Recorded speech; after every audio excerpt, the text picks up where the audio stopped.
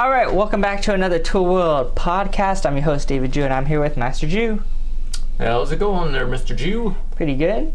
All right. So this week we're going to be talking a little bit about stances and should the feet be pointing forward, outwards, and in particular, the walking stance and the sitting stance. I think we're going to tackle those two today. Okay. All right, well, let's start with that walking stance. So the walking stance, the back foot should be pointed out 25 degrees. Well, not more than 25. Not more than 25. So what are your thoughts? Are we pointing it out? Do you make sure it goes straight forward? What are your thoughts on that? Yeah, so, well, let's first understand what walking stance is, right? Mm-hmm. Walking stance is a position of basically moving forward or backwards. It's not lateral. Yeah. Type of a stance or movement.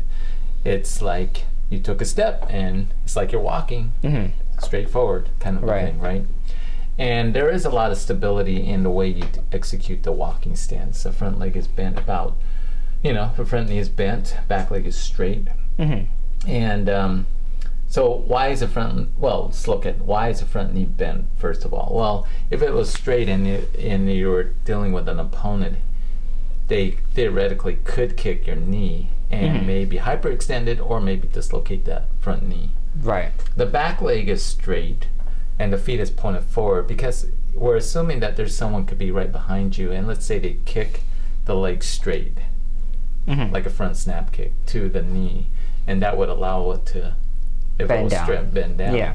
So why is the foot not pointed more than 25 degrees, right? Well, first of all, I think if you pointed it, let's say 90 degrees. You turned it all the way to the side. Okay, to the side, then that theory where someone could kick your knee would buckle that knee, dislocate it, whatever. Yeah. So that doesn't work. But if you ask students to point it straight forward, it's very hard for some people, and that has a lot to do with flexibility, I think. I remember as a low rank, I would try to do that, and I would force my heel down because you want the heels to be down. Yeah. And I'd try to force it down to make it straight, right? And not pointing at 25, but if I could do it straight forward, then there's no problem doing it at 25 degrees. And General Che talked about the 25 degrees. I think there's more to it than just the 25 degrees. I think part of it is stability. Part of it is being mobile. A little bit more flexibility in that. But I also noticed that when you step and when you're doing certain techniques, such as, let's say, I'm blocking and I'm not moving backwards, but I want to move forward and block. I don't want to go straight forward into that individual because maybe an attack is coming towards me. And so I have to kind of move slightly to the side. But how much should I move to the side? Obviously, if I wanted to use my legs and I want to kick somebody, I'd have to move quite far so I can execute the kick on that individual, right? But let's say it's a hand technique. I don't want to move too far away because my hands would be out of the range. But I did notice that if I was in a parallel stance, and let's say you execute a 4-fist punch, if I moved slightly to the angle, right, my foot might be still forward. But if you look at the stance, and if I move into the walking stance, it's actually like 25 degrees. It's like I moved 25 degrees to counterattack that. To me, that's how I kind of view it. And what's a good angle to move? Yeah. And I think you said WT does it 30 degrees. Well, 5 degrees is not a huge amount. Yeah, right. So how did we come up with 25? That's a good question. I'm not really sure, but I think it's from an angle point of view, from countering, attacking something, that's a good angle. Right. Not too steep, not too wide. That's interesting.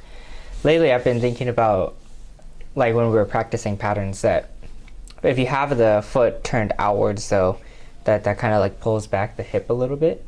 Right. And then also kind of pulls back the shoulder. So like thinking of it from like a competition standpoint, or just like the aesthetics for patterns, that pointing the foot a little bit more forward can actually push the hip forward a little bit. And it makes it look a little bit more robust and stronger Well, because it's not as, so angled. that's true. And because if you look at the walking stance, 4-fist punch, right? The shoulder should be square. Right. So if the foot is pointed out more, then you have a tendency, like you said, that hip's going to be pulled back a little bit. And so your shoulder pulls back a little bit. Right. So it could be any of them. Right. From 0 to 25 degrees. 0 to 25. 25 is pretty small. All right, well, let's move on here. Let's talk about sitting stance, because that was the main part. I had a student ask, why can't the feet point outwards on sitting stance? Yeah, that's a good question. So when you look at that, why is, like I said, I kind of call some people like duck feet, right? Yeah. It points outward.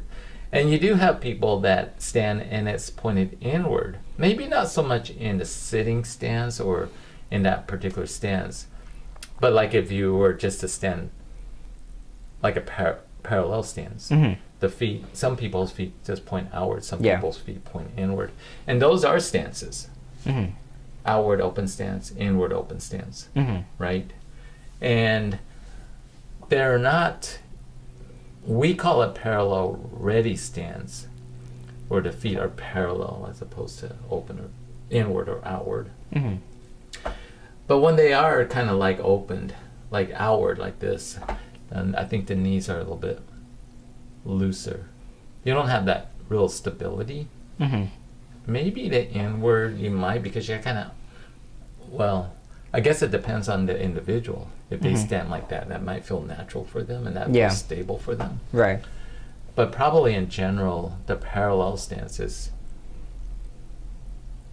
the most stable. Yeah. And it looks more organized. Yeah. Organized. And that's part of the, part of the martial art is how we look, right? And has nothing to do with self-defense. It's the way we look, right? Yeah. But when you look at sitting stance, when the feet is pointed outward, it probably doesn't have that kind of stability, because the thing about when the feet are parallel is that you really do have to kick that heel out, and it kind of forces the heel to go down, and you have to use those muscles to do that. So to kick that out, and I think it gives you a little bit more stability. So it's inward. It's kind of like a crouch stance, but that's where the knee kind of comes in, the feet's pointed inward. We don't do that too much. So how much should the knees point outward? So you could have, let's say your feet are parallel and your knees in a sitting stance. Do I want to push them out too? Or am I kind of curving them in so I can push out the heels? That's a good question. I think it has to be on the inside of the 1.5 shoulder width. I think it does kind of push, I guess kind of, the knee is kind of slightly in.